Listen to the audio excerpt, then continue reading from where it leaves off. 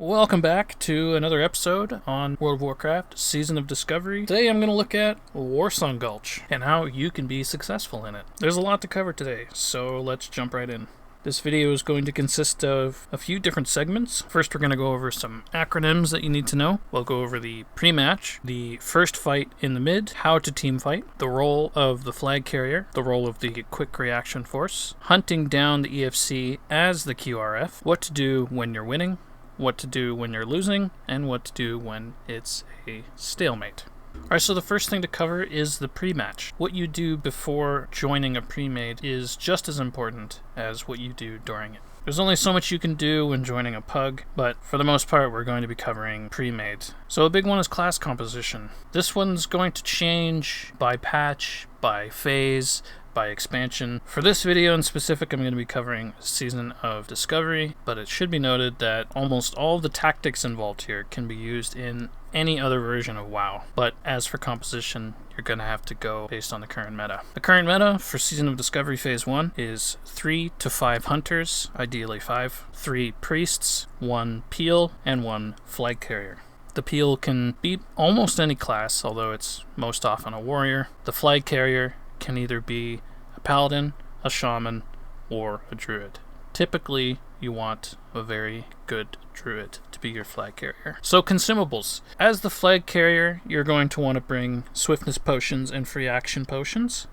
Everyone else in the raid should be bringing healing potions, or mana potions if you're a healer. As for communications, some groups make it mandatory that you join Discord with them. Oftentimes I run quote-unquote chill groups that don't actually require comms, mostly because the composition that I run with hunters and priests can typically overpower other groups, even other pre-mates, and doesn't usually require communications, although it should be noted that even with an OP comp, if you go up against a well-rounded enemy pre-mate and they are using communications, they're probably going to win. So for the sake of this video, I'm going to assume that you are using comms, although it should be noted you don't have to. Okay, so for the last part of the pre-match, let's talk about what to do while you are waiting in the flag room. It's time to develop your strategy as a team. So what you're going to do as a team is going to change slightly, but still change based on your opposition. Specifically, you need to know if the enemy team is a pre-made, and the best way to do that is to look at the roster and determine if they are all on the same server. If they are, it's a pre-made. If they're split up across different servers, it's a pug. If you are a pre-made with a good composition, especially if you're experienced, 9 times out of 10 you're going to win by default, because pugs have no coordination and chances are they have no healers. And if they do, it's 1, maybe 2, but even then, they're not coordinated. Okay, so you've determined that the enemy team is another pre-made. What do you look for next? In Phase 1 of Classic WoW, you look and see how many priests they have. If the answer is 3, you're probably in for a tough fight. If the answer is 1, there's a good chance you're going to win in the middle. Next thing you look at, how many hunters do they have? If the answer is 5, you're probably going to have to change your strategy as a group based on that fact alone. If it's 1 to 3, you can pretty much ignore them. So, the game starts. The whole team should start tunnel. And there is a very good reason for this that we will get into. So the whole team comes out through the tunnel and clashes with the enemy team. Now, first and foremost, you as a group want to force the fight, especially the first fight, to happen on the left side of the map. Center left. This is also true for ally. From this perspective, we're playing as Horde, but all of these things are the exact same for Alliance, just obviously reversed. So if you are playing as Alliance, you want them to happen on your left side, their right side. And the reason for this is because if the fighting is contained on the left side of the map, this gives your flag carrier an open, straight shot to the enemy team and allows the QRF to intercept anyone who tries to stop your EFC.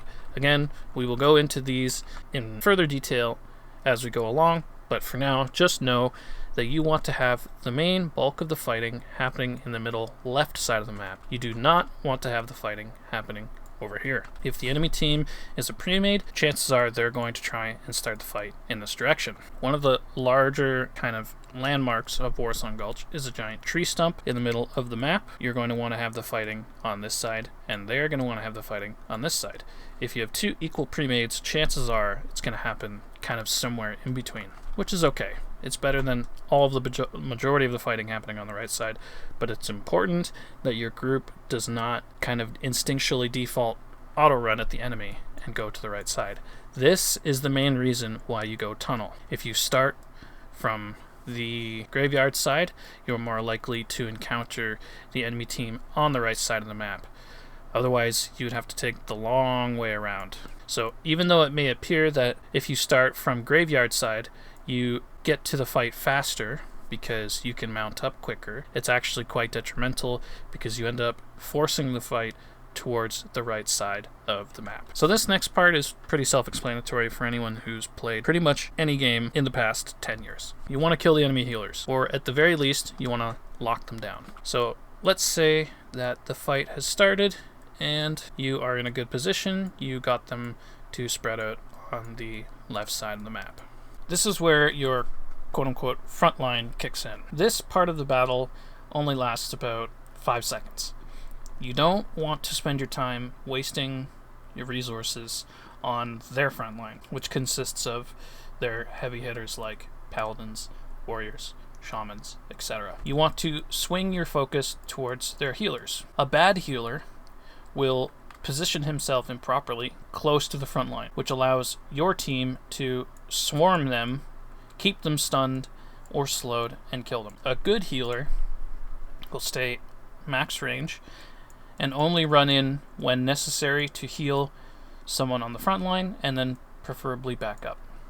One strategy you can use having a bunch of hunters is to actually swarm all of your pets onto one healer at the same time. So let's quickly talk about the last role, the last important role of the middle team fighting group, the peel. So in this example, I've marked the peel as orange, and this is one of the more difficult jobs that's typically given to a warrior or any class that can slow, but that a lot of people fail at. Because as the peel, it's very tempting to see a lone enemy in the middle of your group, low health, and for you to run in and finish them off, or help get the HK, or secure the kill, or whatever. That is not your job. Your job as the peel is to keep enemy players off your priests or your healers. Nothing else. If the enemy is further than 10 yards away from your healers, they are invisible to you. You do not care about them. You will stand here with your kit in your hands, twiddling your thumbs, watching the fight happen. As long as your healers are protected, that's all that matters. Because the second an enemy rogue pops up and starts kicking one of your healers is the time when the enemy team's able to make advances and kill off your players one at a time. So the second a rogue pops up, you charge that player, you run over, whatever, you slow them, you fear them, you kill them ideally, you do whatever you have to do to get to let your healer escape and keep that player from making advances. As soon as that enemy player dies, if your team manages to send 1 or 2 reinforcements over to help you kill them, now that player's back at the graveyard, you return to your goalie formation. You stand between the enemy and your healers at all times. Just note, if the enemy team is good, chances are this whole fight in the middle is going to be mostly a stalemate. And that's okay, because as you should know already, Warsong Gulches are not won based on honor kills. They're won based on flags. The whole point of holding down the middle is to simply allow your flag carrier to do his job, which is to get to the enemy flag, pick it up, and run it back to your base. Your job as the middle main fighting group is to facilitate that. So let's move on to the flag carrier. You're going to start on the right side when the game first starts. You're going to go towards graveyard, and you're going to jump down, and you're going to hug the right side of the map, hoping to squeeze by the enemy team. Being a druid or some other class, especially this early on, that has speed is beneficial for this because you're able to sneak by and even stealth if necessary to get past the enemy team. If, for example, someone breaks off, maybe 1 or 2 players see you run by and they break off to intercept you before you're able to make it to their flag room, which a good team will do. Your job as the flag carrier is to be a slippery little bastard. So as a druid, you can avoid slows and stuns and that sort of thing through shapeshifting. If you only have 1 to 2 enemies on you, you can kite them. And even if you die, you are providing your mid with an advantage of the enemy team being down 2 DPS. So now the mid is a 9-7 in your favor. Chances are your team's going to win mid, and things just get snowbally from there. But if you are getting slowed and stunned and these 2 DPS are keeping you and they're killing you really quickly and you don't feel that you can make it to the FR, then that is where you divert.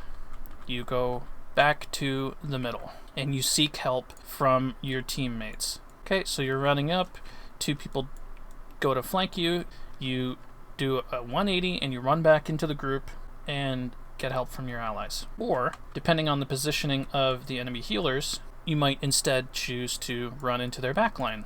However, if the enemy team is not paying attention and they do not break off to stop you, you run up the enemy ramp, you go around into the front, into their graveyard entrance, pick up their flag, and head back. Now, from here you have 3 decisions. You can run out graveyard side in hopes that you're able to link up with your team, which is on the left side of the map, because chances are, if you're with 9 other allies, especially if all 3 healers are alive and have mana, it doesn't matter if the whole enemy team collapses on you between bear form, pre-shields, and heals, you should be okay. You can risk it by running down mid. This gives you further options. Once you actually exit the tunnel, you're able to kind of analyze the situation and give yourself the better choice. So for example, if your middle team has won the middle, you can run straight down and cap the flag.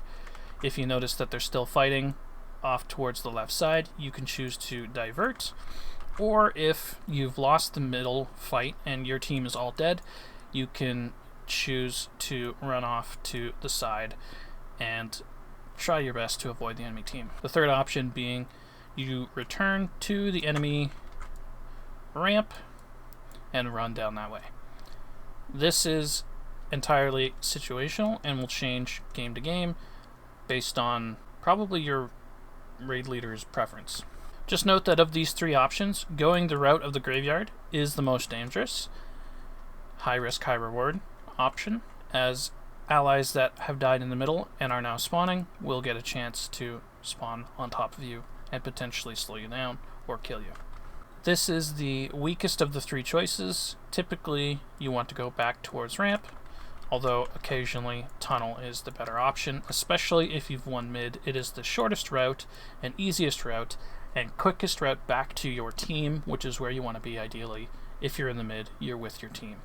Worst case scenario is you are in the middle of the map as the flag carrier with their flag, and you do not have any allies nearby to give you backup. Next, let's talk about the QRF. So some groups may or may not decide to run a QRF. In my experience, groups that do have QRFs and that are well practiced and the QRF understands what's happening, those teams typically prevail. Though it's not entirely important in that your whole team can play as the QRF. What do I mean? Okay. The QRF's job is to identify the location of the EFC and kill that person.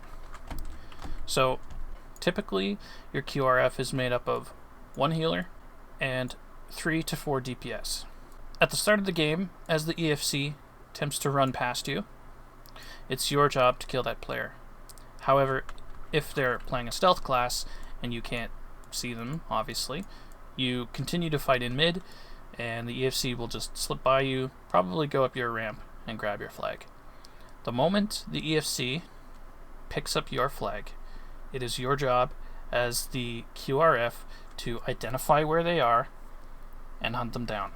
The best way to do that is to have the people still fighting in the mid, someone turning around, paying attention, looking for the flag, determining which route the EFC is going to take. Once that information is gathered, you can either raid warning it or call it out on comms. So for this demonstration, let's say that the EFC has decided to go your graveyard. The QRF will break off from the main group and try to cut off the EFC. This doesn't mean continue fighting or killing whatever target is currently being called. This doesn't mean chase down an enemy healer. It means stop what you're doing immediately, turn around, and walk the other direction. The job of the middle fighters at this point is to keep the enemy team busy. That is why they get 2 of the healers. If they get wiped, that's okay. The point of Warsong Gulch, and I cannot stress this enough, is not about honor kills. It's not about anything except stopping your flag from getting to their base. And it should be noted that while the EFC is in your half of the map, that is the most advantageous time to hunt them down. As soon as they pass the midline and get to their side of the map, it is extremely difficult to kill them after that. That is mostly because of the distance it takes to run after them from your spawn compared to theirs. Ideally, the QRF wants to kill the EFC before they reach this halfway point. Sometimes that doesn't always happen. Sometimes, for one reason or another, the EFC is able to escape and get to their side of the map with your flag. Hopefully by this point, your FC has done the same and has their flag and is safely in your base. What do we do now? Okay. So same as before, the QRF is going to try their best to break free from the main fighting and hunt down the EFC. One of your healers is going to break contact and go party up with the FC staying in your flag room roof. This is important, and we'll talk about this later, but the place you want to be as the flag carrier when you're sitting in your base waiting for the enemy flag carrier to die so you can cap the flag is the roof.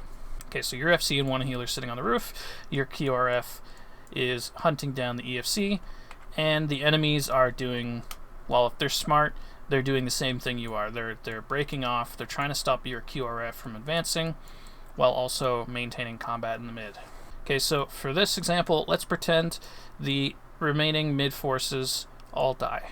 So they're here at the graveyard, and maybe a couple of their team died as well, but most of them, they still control the mid. If there's no way for the QRF to slip by, you must turn and fight. But ideally, you're able to essentially ignore the middle, run right past them, past the Berserker hut, up the ramp, and into the EFC room. The first place you want to check for the EFC is their roof. So let's discuss why the roof is the most important place.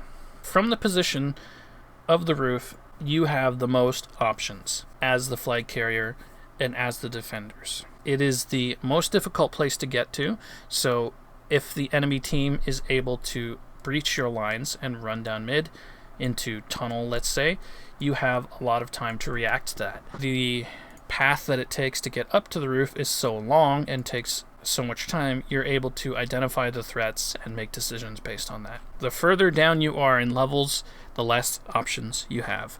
So when you're on the roof, you have 4 ways of escape. You can run back down the way you came, which leads into the tunnel, and escape that way. You can jump down to the second level and take that exit out either on top of tunnel or out to graveyard, or you can jump down to the main floor, take the graveyard exit, or take the tunnel. You have options, which is important. If you're on the second floor, you can only take the tunnel exit, or run sideways out to the graveyard, or jump down and go that way or that way. So you've limited your escape routes from the top exit. And obviously, if you're on the main floor, you only have 2 routes that you can go: out the tunnel or out the graveyard. The higher floor you are, the more options you have. And the more options you have, the better chance you have of surviving. Okay, so at this point, we're into the bulk of Warsong Gulch. What happens at this phase of the game is going to determine who wins. As a general rule of thumb, your team wants to control the mid. So as your team reses at the Spirit Healer, you want to push for the middle and kill the enemy team and control the mid. If you control the mid, you control the game, and you determine who wins. As the EFC attempts to leave your base, you can maneuver to kill them, and it gives your flag carrier breathing room to decide which route he wants to take when returning their flag. So from here, there are three possibilities. Either you're winning, you're losing, or it's a stalemate in the mid. Let's cover what you do at those points. So in an ideal world, you've won the middle battle. The enemy team is all at their graveyard. What do you do then? Well, your QRF and your mid-fighting team are all camping the bottom entrance of their tunnel. Do not, under any circumstances, move everybody off into this direction and camp their graveyard. The reason for that is you keep the right flank open for their EFC to run up past their flag room around you and grab your flag while you're not paying attention. The area you want to hold down is right at the exit of their tunnel. Keep in mind that as the enemy team spawns, they only have two directions that they can go. Down and fight you head on, which you've already shown is folly because you've already won the mid, you've proven that you can wipe their team one-on-one, or they can run back into their base. But from there, the all exits lead to the same place. If they decide to go tunnel or if they decide to go ramp, you're still there waiting for them, no matter what. Okay, so as you're winning, your flag carrier has free roam to go any direction he pleases, get their flag, and exit any direction he pleases to cap. If somehow the EFC manages to slip past you, i.e. they're a stealther, a rogue, or a druid, or something along those lines, and get your flag, same rules as before. Your main mid group stays in the middle fighting, and your QRF will break off to kill the EFC. Okay, so what do you do if you're losing? So in this example, roles are reversed. The enemy team is holding down your tunnel exit, and you've lost the mid, and you guys are being camped at the graveyard. Does this mean this is a loss? Absolutely not. There have been countless games where my team has been down 5-1, 6-1 in kills. They're getting absolutely farmed, and yet we still win the game because of the flag carrier and their inability to react. So what do we do here? Well, first and foremost, nobody on your team should be funneling in, giving them one kill at a time, one at a time running into them.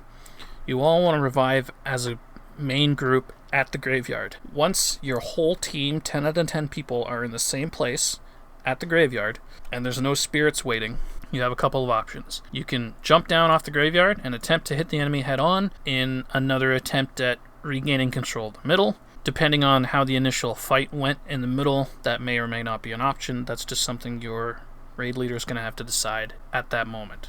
More likely than not, your best option is to retreat back into your flag room and maintain control of your primary building from the first and second floor. That way, when the EFC attempts to come in and take your flag, you're able to gang up on them and kill them. If the enemy team reacts by sending their whole team down into your flag room to stop you from doing so, that gives your flag carrier a chance to slip away and go get their flag.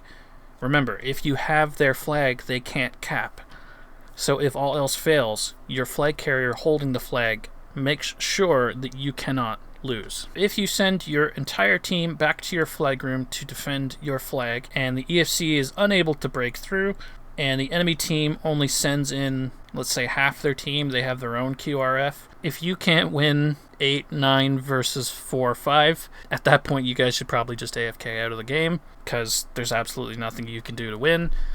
But in an ideal situation, you should be able to win 9v5. At that point, even when these 5 people die and are back at the graveyard, you have more options. You can set a defending team, so maybe you have 1 or 2 people stay behind, or maybe 1 DPS and 1 healer stay behind, and the rest of the team attempts to regain control of the middle by going and wiping out the remaining players. Just keep in mind that this whole time there'll be a steady influx of reinforcements. In an ideal world, you have 8 or 9 people all in the middle fighting 4 or 5 enemies at a time while they trickle in. That is best case scenario. If you're able to do that, you can very easily flip the game back into your favor. If the enemy team's smart, these remaining people in the middle will retreat back to the graveyard, regroup with the enemy bulk force, and re-seize control of the middle. So what do you do if it's a stalemate? In this example, both teams have met in the middle, and no matter what you do, neither side can manage to break free. The combat line is constantly in the middle. Every time the EFC tries to cross, you converge on them and they die. Every time your FC tries to cross, they converge on them and he dies. What do you do? Well, at this point, this is where your raid leader needs to make a decision. They either need to next, in that you just give up and go back, sit at your graveyard, and wait for the enemy team to flag carry, or you continue to push as hard as you can and risk having a 45-minute game, which is, in terms of honor per hour, worst case scenario. However, if you do want to go that way and you want to fight no matter what and keep pushing, you need to look for small windows of opportunity. As the raid leader, you need to be watching how many players they have and how many players you have at all times. If one of their healers dies, sometimes that's all it takes. Being up one player is usually enough. You're able to completely push and swarm the enemy team, because being up one player in an otherwise even stalemate is enough to finally break it. When it comes to stalemate fighting in the middle, it's all about small marginal gains and taking advantage of those. For anyone who's unaware, YouTube requires you to have 1,000 subscribers in order to become a partner, and despite having videos with 75,000 views, I'm still unable to monetize. So if you would consider subscribing, I would appreciate that.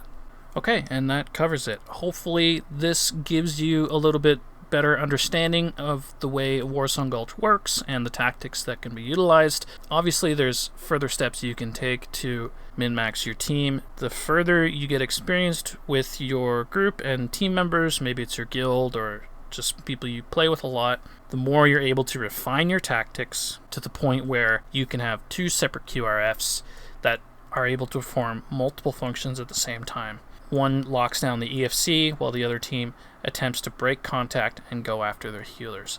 But those sorts of tactics require a very well experienced and cohesive group that are comfortable playing with one another. Thank you. Take care.